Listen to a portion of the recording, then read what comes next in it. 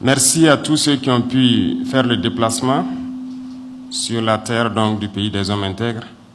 Merci à vous tous, venus d'Afrique ou d'ailleurs, tous les hommes d'affaires qui ont foulé ce sol. On vous souhaite donc de passer d'agréables séjours, que ce ne soit pas juste la cérémonie, mais aussi des moments où vous pourrez tisser des liens et apporter beaucoup d'affaires à notre chère patrie. Avant donc tout propos, il faut qu'on puisse remercier Dieu.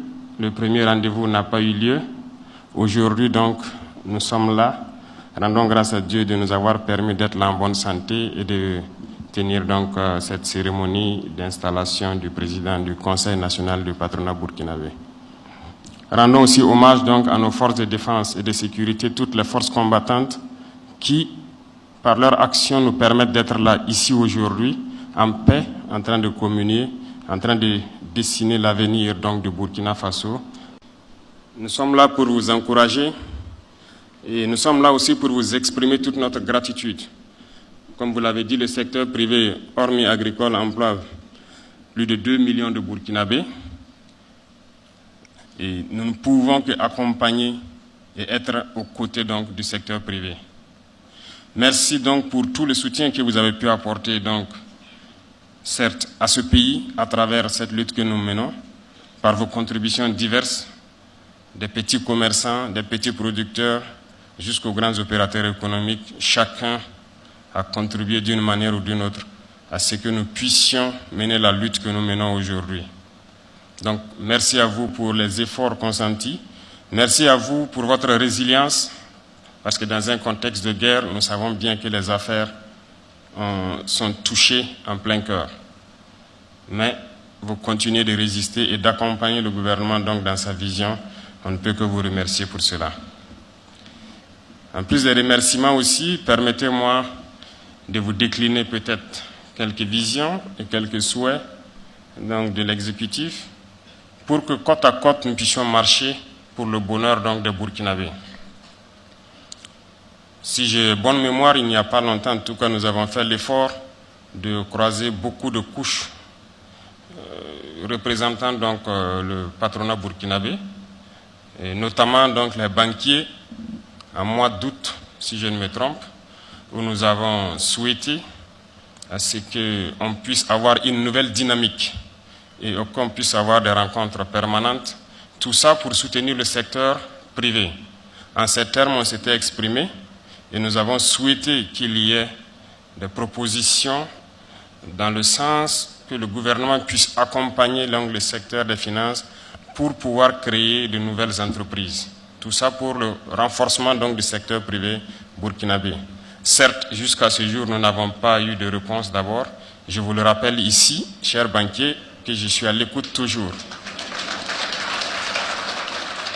Parce que le gouvernement, par ma voix, donc, a souhaité que même s'il faille que le gouvernement puisse avoir des garanties sur certains secteurs, certains projets portés par les jeunes, nous allons le faire. Il faut qu'on discute et qu'on trouve un terrain d'entente pour que vous puissiez mener aussi vos activités sans trop de risques.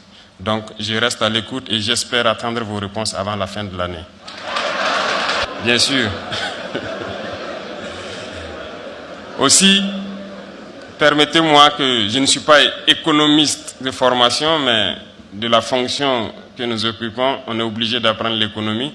Et je sais que l'économie ne pourra mieux se porter que lorsque nous produisons sur place et qu'on arrête l'importation. Je voudrais donc inviter ici le patronat AGIC et dans notre vision qui est donc le développement endogène, le concept de production. Parce que nous importons beaucoup et nous souhaitons qu'à partir de janvier, nous allons trouver les formules nécessaires pour que les importateurs soient des producteurs, qu'ils puissent contribuer au projet productif sur place ici. Donc ceux qui importent le riz, qu'ils se préparent à investir dans la production de riz. C'est ça aussi. Ah oui. Donc les gros importateurs de riz sont là. Parce que nous importons trop en Afrique. Nous importons trop, ce qui fait que nos richesses se retrouvent chaque fois dehors. Pendant que nous avons des terres, nous pouvons produire. Et je disais la dernière fois de passage au Sud-Ouest, j'ai pris le soin de passer par la route pour contempler beaucoup de bas-fonds non exploités. Et donc, je pense que selon les statistiques, en 2025, nous serons à 100 milliards d'importations de riz au Burkina. C'est inadmissible. Et je pense qu'en bon économiste, vous me direz que c'est improductif. Pendant que nous avons des milliers d'hectares de bas-fonds qu'on peut aménager. Donc, pour quelqu'un qui voudra désormais importer 10 milliards de riz, nous allons l'obliger à mettre 2 milliards dans un projet structurant où il va employer les jeunes. Et il en sera de même pour la plupart des produits de grande consommation, que sont l'huile, le lait et beaucoup d'autres choses, j'en passe. Et je souhaite que cela, nous puissions discuter donc urgemment pour trouver les voies et moyens qui nous permettront d'employer les jeunes et de les mettre dans cette voie pour que vous puissiez les accompagner. Et qui dit production, dit développement de l'industrie agroalimentaire. Il y en a déjà, je vois que dans votre conseil, il y a quelqu'un qui s'en occupe spécialement. Et je souhaite que nous puissions développer ce secteur. Il faut que nous produisions sur place, mais que nous transformons aussi. Tout ça dans le sens d'arrêter au maximum, en tout cas réduire autant que possible nos importations. Et c'est en ce sens qu'on pourra créer beaucoup d'emplois et que notre économie pourrait mieux se porter. Donc je vous invite à inscrire cette donnée et qu'on puisse ensemble changer le visage du Burkina Faso sur ce volet économique. Notre vision, c'est ramener la paix et la sécurité au Burkina Faso. Et comme je le disais, on ne peut pas amener la paix sans développement. Parce qu'à regarder, à analyser notre conflit, beaucoup de gens rejoignent ces groupes armés terroristes ou ont rejoint ces groupes armés terroristes parce qu'ils n'avaient rien à faire. Et lorsqu'un jeune n'a rien à faire, il est oisif, il peut se prêter à tout type de vices. Et qui, plus que vous, pour développer le Burkina Faso? Vous avez embarqué dans cette barque de développement-là et on ne peut que compter sur vous pour qu'ensemble on puisse réduire le taux de chômage au Burkina Faso et empêcher que nos jeunes ne se retrouvent dans le grand banditisme et aujourd'hui dans le terrorisme. Et nous comptons beaucoup sur vous pour qu'on puisse atteindre cet objectif-là.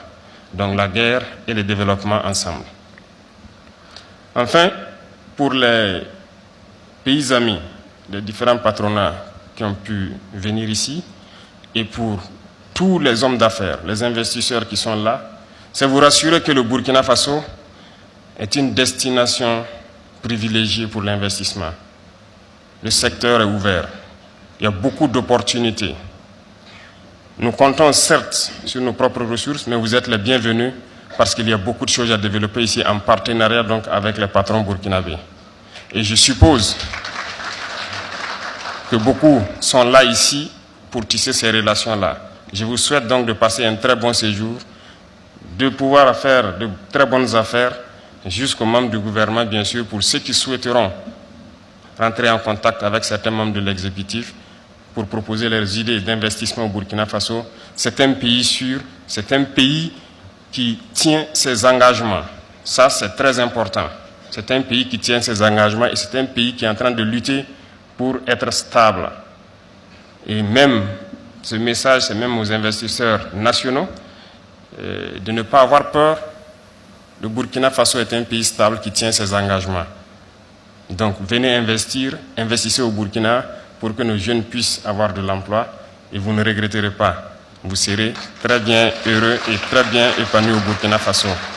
En tout cas, soyez les bienvenus. Je souhaite que vous restiez quelques jours de plus, pouvoir tisser les bonnes relations et pouvoir donc accompagner donc nos patrons burkinabés pour qu'ensemble, l'Afrique puisse s'en sortir dans cette situation difficile de crise sécuritaire alimentaire que nous connaissons. Sur ce, je vais souhaiter donc bonne mission aux patrons, aux serviteurs des patrons, bonne mission aux membres donc du conseil et souhaiter que la vision de la transition soit donc la lumière donc qui va éclairer vos décisions futures. Bon vent à vous et que ces 5 ans soient les 5 ans de transformation économique du Burkina Faso. Vive le patronat burkinabé, Vive la coopération en Afrique, la patrie ou la mort. Nous